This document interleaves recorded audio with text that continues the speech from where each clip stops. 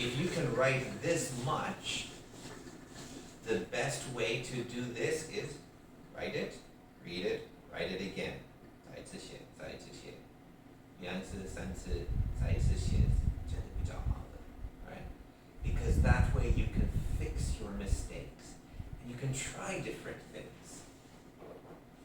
Because if you have a sentence,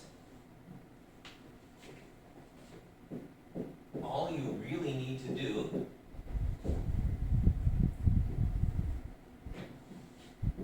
is change 1 or 2 words, and what you end up doing here, okay, now I'm using these words, and I'm thinking these 2 words, they can kind of mean the same thing. If I learn this from a textbook, but I don't use the words, I won't remember, right? 这课本里面，你看用科学，课，那个 if there's an exam, 考试 right? And you have to study it for an exam, but then you don't use it on your own, you won't remember. But if you're writing it and you say, okay, this word, what's another word for this? 有不同的字可以用的吗？差不多一样的意思。Okay, 找找看。You use a dictionary, you try to find another word, and you write it, and you use it. Then in your brain, these are connected. And even better,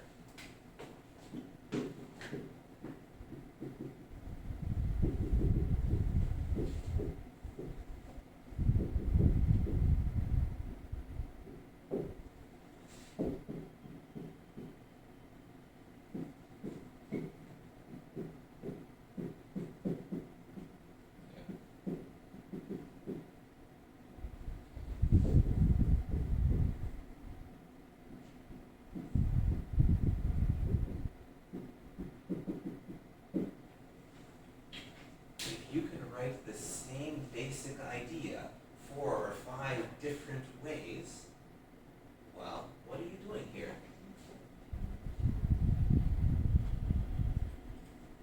You're just practicing grammar, right? Now, writing isn't about learning grammar. You need the grammar to write. But what you end up doing here is really building vocabulary. You find different words that can have the same idea, or that have a better way of saying it, right?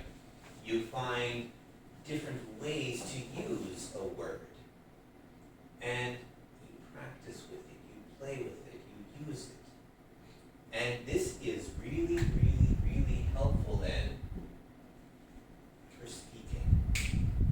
Because what happens here is you get the idea of what you can do when, I don't know what to say, you know? You ask me a question, I don't know that word, right? The thing about speaking is you have to find a way around it. So when you're listening, 有问题可以问，听不懂可以问， right? When you're listening and there's a problem, you can fix the problem. When you're reading and there's a problem, well, start with this. And if you really still don't understand, 都是看不懂，有字典可以用， right? There's a way to fix the problem. When you're writing, it's all about fixing problems, right? But when you're speaking, we don't try to fix a problem, okay? When you're speaking and there's a problem, here's the thing. If I need to go there, I'm writing, reading, listening, and this is a problem, I take the time and I fix the problem. I make the problem go away. I learn from it, right? But if I'm speaking, we don't have that time. So if there's a problem here and I can't go this way,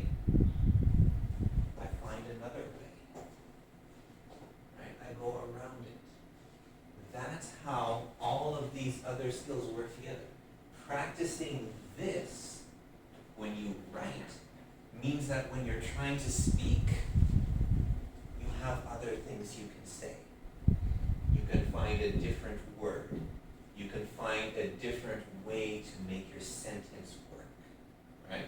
So practicing speaking is very important. 这很重要的。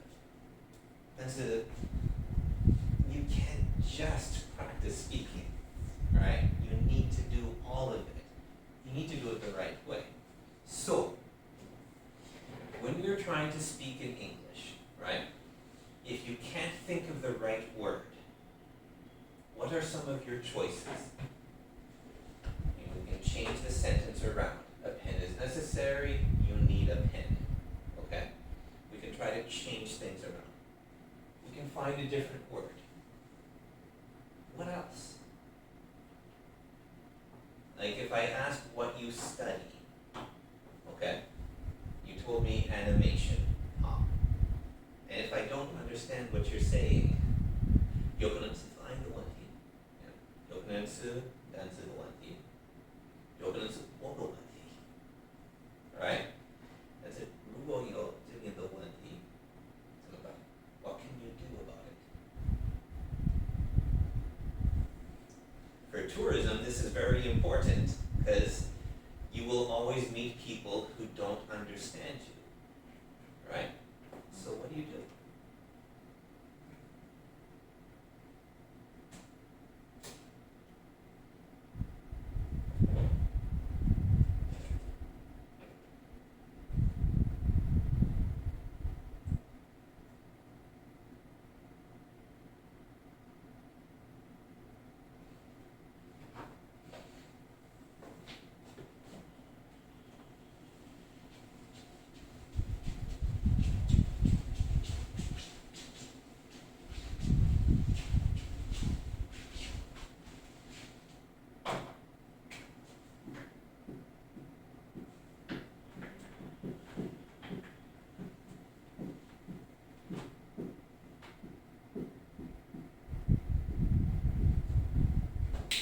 Most communication is about questions, right? If I'm telling a story, if it's in a book or if I'm speaking, if I'm telling a story, then I need to start by thinking, what do you need to know? I want to tell a story about robots. So, what do you need to know? If I start talking about my friend Bob the robot, wait, what? You might ask me, what is Bob? What kind of robot is he? Is this like a metal robot, that moves like this? Or does it look like a person? This is much easier, right? You might even need to ask what a robot is. Where is the story? If it's a story, 故事有可能是这里, where we are, but probably not. So where is it? I need to try to tell you details like where and when, so that you have some picture in your head. Now, if I ask you for that, then you know what answers to tell me. But in a book, we can't ask. The writer has to prepare all of that, right? And in a speech, you guys ever have to do this in class? In Chinese, you have to get up at the front and talk to your classmates. You guys have to do that? High school. In high school, right? So, in university, it will probably happen too, right? Probably at least in your 4th year, 4年级, you'll have presentations to make, right? So, when you have to do that, the best way is to think of the questions that they're going to ask first. Think about what they want to know, and that's what you're ready to talk about. Because if you don't think of these questions, maybe somebody will ask you, right? If you do a presentation on tourism, you know, what do people want to know?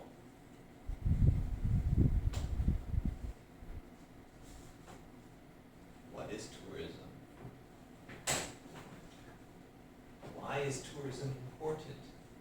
Why do you study tourism, right? Where do you want to go? When did you start learning about this, right? There are a lot of questions that people might ask. And if you're not ready, then you don't know what to say, right? So, when you're trying to describe something, animation, okay, if you tell me that you study animation, what will I ask you? Vad var en liksom då? Vad var en voice note? Right? I might ask you, what kind of animation? Så som man kan göra det, you know, what will you use it for? You know? So, to tell me those answers, you do the same thing.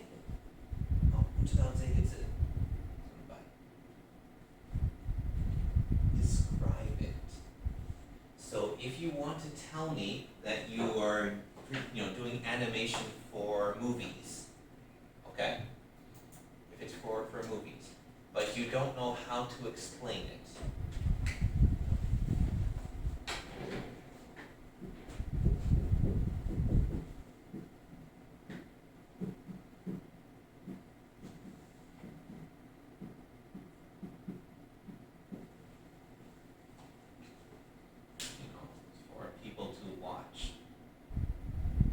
Animation is, you know, we watch it, we don't hear it, we watch it, right?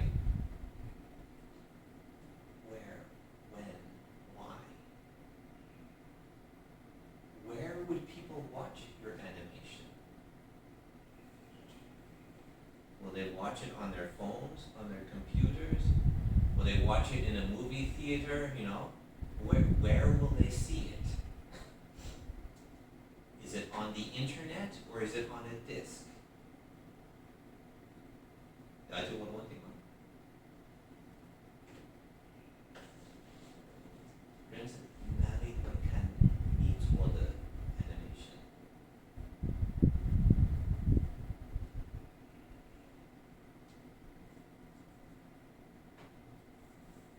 Okay, that's one question. When would people watch it? Som är så